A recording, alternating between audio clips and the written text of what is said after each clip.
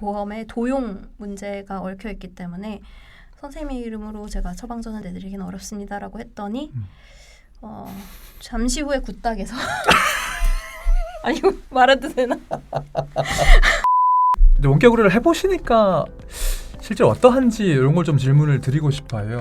우리가 원격 의료에 대해서 그 의료계는 걱정이 되게 많았잖아요. 실제로 원격으로 진료를 해보시니까 예를 들면 이런 것들은 생각했던 것보다 더 좋더라, 혹은 이건 예상했지만 더 안 좋은 것들도 있더라, 뭐 이런 게 있으실 것 같은데 그런 거 얘기 좀 해주시면 좋을 것 같아요. 일단 오진의 위험성 이거 얘기해볼까요? 의사분들이 그러니까 소위 오감을 써가지고 진료를 하시는데 방금 말씀하신 것처럼 화상도 아니고 음성으로만 하면 오감 중에 하나만 써가지고 사실 하시는 거잖아요. 어떻게 보세요?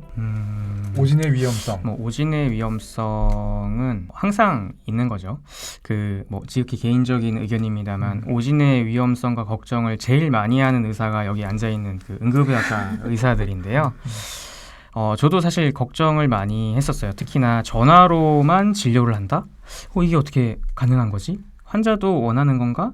라고 생각을 했었고 그만큼 사실 위험성이 있는 게 분명한데 막상 해보니까 어느 정도는 그 의사로서 그거를 이제 예방할 수 있는 부분도 충분히 있는 것 같고 그리고 비대면 진료라고 하는 거에 대해서 일단 환자분들이 기대감이 지금 굉장히 낮은 수준이거든요.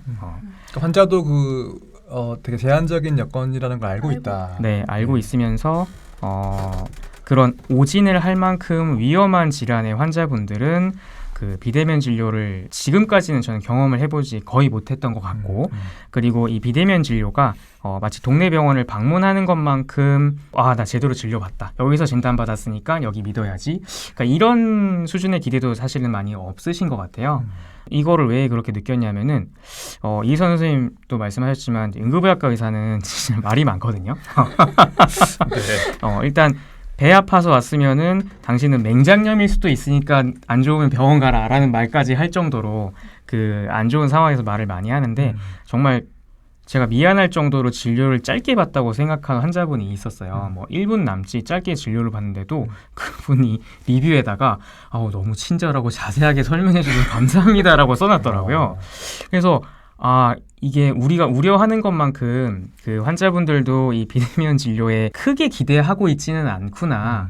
그리고 비대면 진료가 필요한 영역을 본인들이 잘 알고 있는 것 같은 느낌도 많이 들었어요.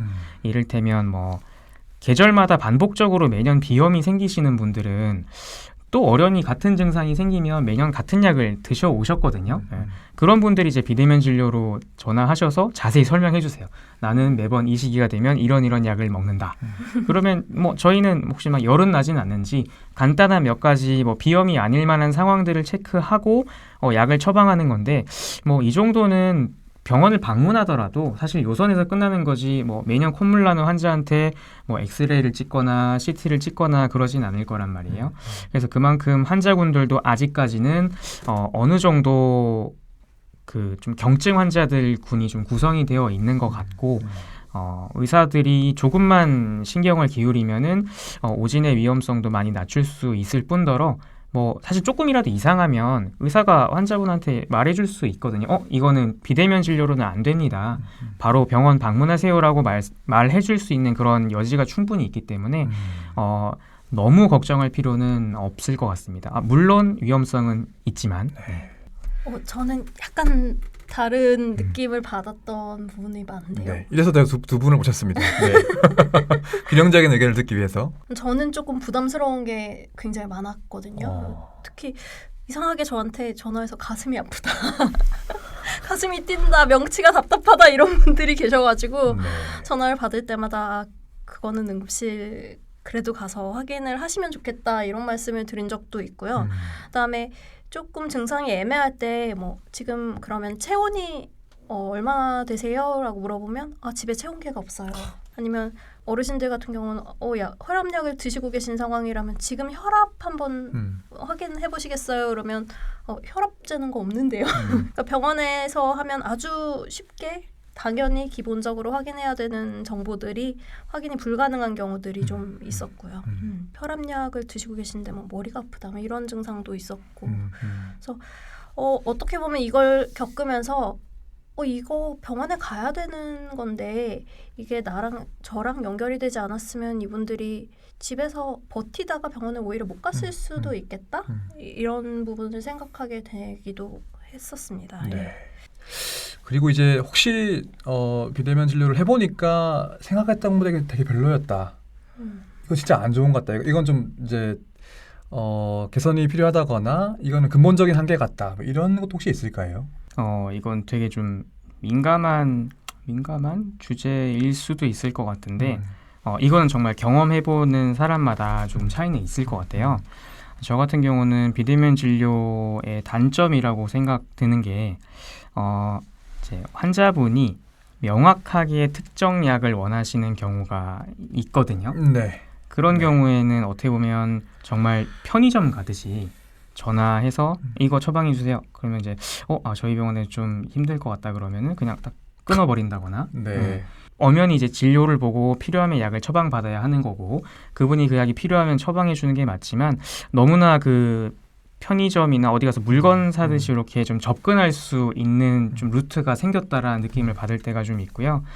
제가 뭐 초진이면은 제가 할 수 있는 만큼 하지만 다른 병원에서 이만큼 처방 받았는데 좀 그대로 처방해 주실 수 있으세요?라고 하는데 이것도 응급의학과 직업병인데요. 도저히 납득이 안 되는 처방전도 가끔 있거든요. 네. 물론 저희가 경험이 없어서 그럴 수 있지만 이게 응급실 입장에서는 이거 굉장히 위험할 수 있는 처방도 이렇게 전화로 다시 한번 처방해 주세요라고 하는 경우가 있어요. 예를 들면 그게 어떤 약들이에요? 굉장히 위험한 약들은 이제 법으로 비대면으로 처방 못하게 막고 있는데 뭔가 이제 말씀하시는 게 환자들이 단순 질병 치료 이외의 다른 목적이 있기 네. 때문에 네. 그걸 요구하시는 것 같아서 여기 말씀드려도 되나? 예를 들어서 이거는 뭐 쉽게 생각할 수 있는 부분이니까 예를 들어 이제 다이어트를 하겠다고 생각하면 우리 뭐 땀복 입고 막 운동하잖아요. 일단 물을 빼내야지 이게 살이 빠진다라고 생각하시니까 실제로 다이어트를 목적으로 그 이뇨제를 복용하시는 분들이 가끔 있거든요. 근데 이뇨제가 저희는 또 응급의학과 약간 직업병인데 응급실에 이뇨제 봉사에 왔다 그러면 일단 콩팥이 망가져 있습니다. 네. 저희가 보는 사람들은. 근데 이게 정말 내가 아무 문제 없이 그 약을 끝까지 복용한 거는 어떻게 보면 운이 되게 좋을 수도 있거든요. 근데 정말로 콩팥이 망가질 수 있는 위험성도 있기 때문에 이거를 한 일주일, 2주일 먹는다고 건강한 사람이 콩팥이 나빠지는 않겠지만 제가 처음 보는 이분이 과연 이 약을 얼마나 먹은지를 모르는 상황에서 그걸 그냥 처방해 주기는 사실 어렵거든요. 근데 제가 이 사람한테 처방 안 한다고 하면은 이 사람은 그냥 다음 병원에 전화를 걸 거예요. 그만큼 이 문턱이 좀 지나치게 낮은 면이 있지 않나 하는 좀 우려가 있습니다. 네, 방금 말씀하셨던 거는 예를 들면 특정 약을 원한다 하는 것들은 대면 진료에서도 그런 분들이 없지는 않을 거잖아요. 맞습니다. 네. 그걸 더 쉽게 할 수 있다. 이게 문제라는 네, 맞습니다. 말씀이신 거죠. 네. 순서대로 그냥 전화를 계속 해보면 중간에 어느 한 분은 또 하면 걸릴 때까지 네. 주실 수 있으니까. 네. 다른 뭐 부작용이나 이건 좀 안 좋은 것 같다 이런 게 있다고 하신다면은 저는 이제 환자 안전 문제가 계속 걸리는 부분들이 있거든요. 그러니까 분명히 이제 진료에 한계가 있고 고령 환자, 소아 환자 이런 경우에 고령 환자들은 굉장히 상태가 안 좋은데도 기력이 없어 이렇게 표현하시는 경우들이 있어요. 네. 그래서 자각 증상이 없는 고위험군 환자들이 중간중간 숨어 있을 수 있다라는 게 이제 좀 두려운 부분 중에 하나고요.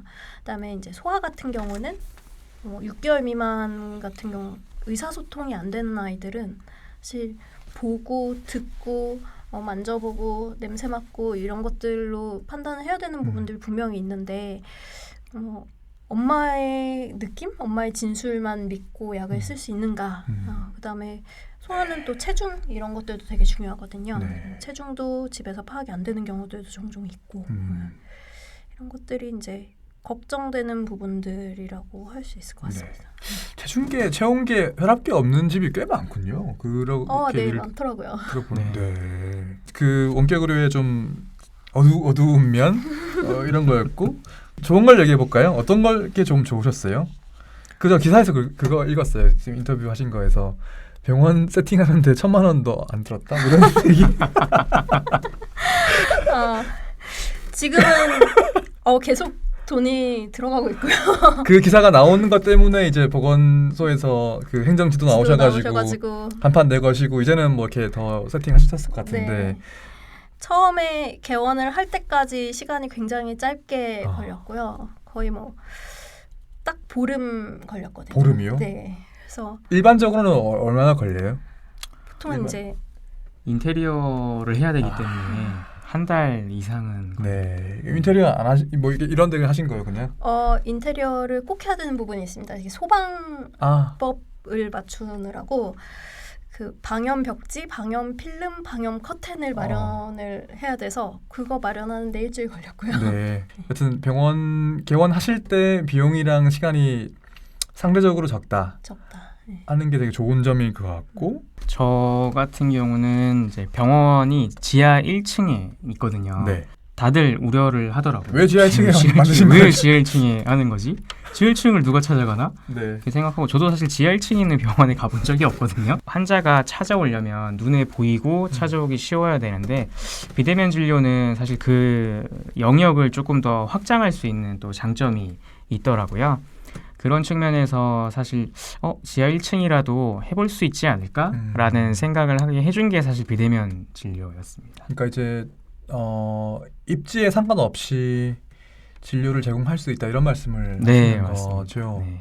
사실 지하 1층에도 되고 뭐 지방일 수도 있고 네. 집에서만 안 되죠. 집에서는 안 됩니다. 네. 그러니까 뭐 기존보다는 이제 공간적인 그 입지의 제약이 조금 덜 한 상태에서 진료할 수 있다. 뭐 이런 거일 테고 써주신 것 중에 이게 시간의 제약이 별로 없고 아까도 건강 문제 때문에 그러니까 내가 가능할 때 그게 뭐 이렇게 여력이든 건강이 허락하든 되게 유연하게 진료할 수 있다 이런 것도 장점이라고 말씀하셨던 것 같은데. 네. 처음에 말씀드렸지만 온오프 기능이 있는 플랫폼들을 사용을 선호했던 이유가 개인적으로 이제 뭐 제가 병원에 가야 될 일이 생겼을 때 언제든지 이걸 셧다운할 수 있는 것들이 조금 장점으로 느껴졌었고요.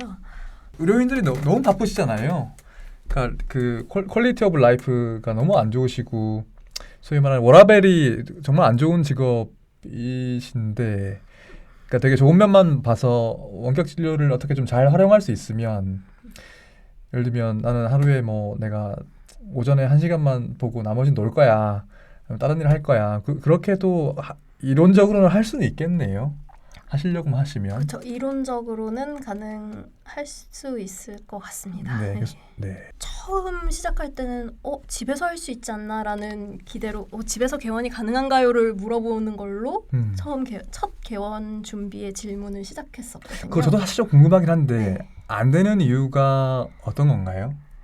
이게 아직까지는 이제 대면 진료가 원칙이기 때문에 대면 진료를 할 수 있는 공간이 집으로 환자 오면 될 거 아니에요? 있어야 되고요. 이게 건축법상 근린생활시설 제1종 의원 항목으로 건축물이 되어 있어야지 진료가 가능합니다. 네.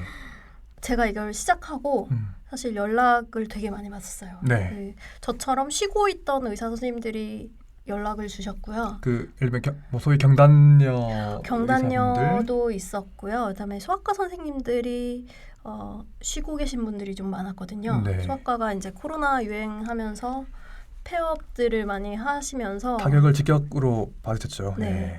그래도 이 재난 상황에서 의사의 마음은 그래도 내가 뭐 한 명이라도 봐주면 낫지 않나라는 마음이 들었기 때문에 나도 지금 그리고 또 그 당시에 소아 중환자가 상당히 많았습니다. 약을 못 구해서 진료 자체를 못 받아서 그래서 소아과 선생님들이 4분 정도 연락을 주셨었어요. 네. 하루에 1-2시간만이라도 동참하고 싶다라고 했었는데 그 지금 하시는 병원에 오셔가지고 결국은 동참을 못하고 끝났고요. 네. 동참을 못하고 끝났는데 집에서 할 수 있을 거라고 생각하고 연락 주신 분들이 많았고 네. 다 지방에 계셨던 분들이기 때문에 저랑 함께 하기는 좀 어려운 분들이 계셨고요. 그다음에 이제 저처럼 건강 문제가 있으셨던 분들, 뭐 암 치료 받으신 분이랑 아이고 의사분께서 네네 본인이 이제 암 환자여서 그랬던 분도 계시고 이제 투석하시는 분 투석해서 쉬고 계시면서 투석을 다니는데 그래도 하루 1시간만이라도 내가 기여할 수 있지 않겠나라는 문의를 주셨던 분도 계셨습니다. 네. 원격 진료를 이제 해보시니까 뭔가 이제 에피소드 같은 것들이 아마 있으실 것 같아요. 또 원격 진료를 하시면 거기 특화되어 있는 진상 환자나 또 특이한 에피소드 같은 게 있으실 것 같아서 혹시 기억나시는 게 있으시다면 이제 탈모약을 처방 받으시려고 진료를 요청하셔서 이제 탈모약 처방을 했는데 본인이 원하는 약이 있었어요. 네. 원하는 약이 있어서 그 약으로 처방을 해드렸는데 알고 봤더니 자기 주변 약국에 그 약이 없는 거예요. 네, 그럴 수 있죠. 근데 자기가 구하다 보니까 안 되니까 이제 병원에다가 막 항의를 하시는 거예요. 왜 약국에도 없는 약을 처방했냐 뭐부터 시작해서 막 하시면서 어떤 말씀까지 하셨냐면은 아니 근데 이게 진료 본 거냐 뭐 자기는 약만 받았지 진료를 보지 않았다 그런 말씀을 하시더라고요.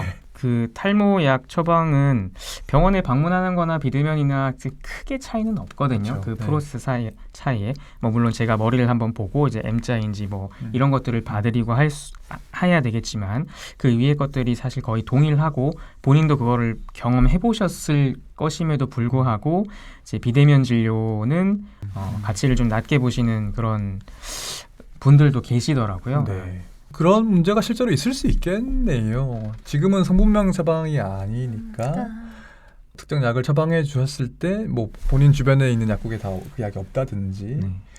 네. 흥미로운 사례 없어요? 흥미로운 사례. 뭐 아이디 도용 이런 거. 본인 확인 어떻게 하죠? 본인 확인을 할 수 있는 방법이 지금은 없습니다.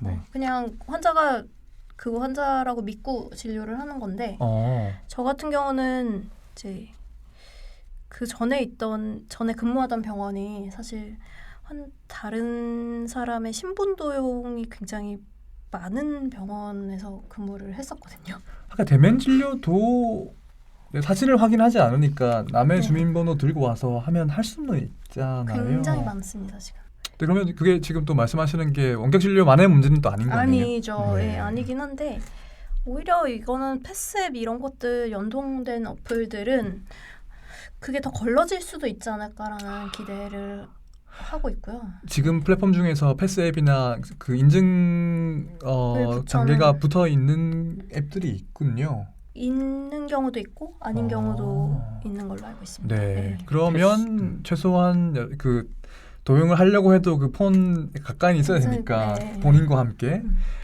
오히려 그 신분 도용이 비대면 진료에서 더 적을 수도 있다. 이 말씀이신 건가요?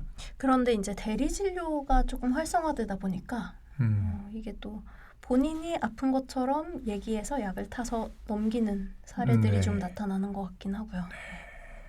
그걸 전혀 알 수 없는 거죠. 알 수가 없죠. 그런 경우는 있었어요. 중국인 유학생 친구가 코로나에 걸렸다. 근데 그 친구가 한국말을 못하니 제가 약을 받아서 주고 싶다. 그래서 네. 제가 어렵다. 이거는 어쨌건 본인이 한국인이면 건강보험에 도용 문제가 얽혀 있기 때문에 선생님의 이름으로 제가 처방전을 내드리기는 어렵습니다라고 했더니 잠시 후에 굿닥에서 아니 말해도 되나? 그러겠죠. 딴 네. 데에서 감기에 걸렸어요로. 이제는 본인입니다라고 얘기하시겠죠. 그쵸. 예. 네. 그러니까 대면이든 비대면이든 완벽히 걸러낼 수 있는 시스템은 사실은 없기 없죠. 때문에 예. 그게 오히려 악용될 소지도 있고 아까 패스앱 이런 거 말씀하신 것처럼 조금 더 악용을 줄일 수 있는 가능성이 어떤 면에서는 있기도 하고 네.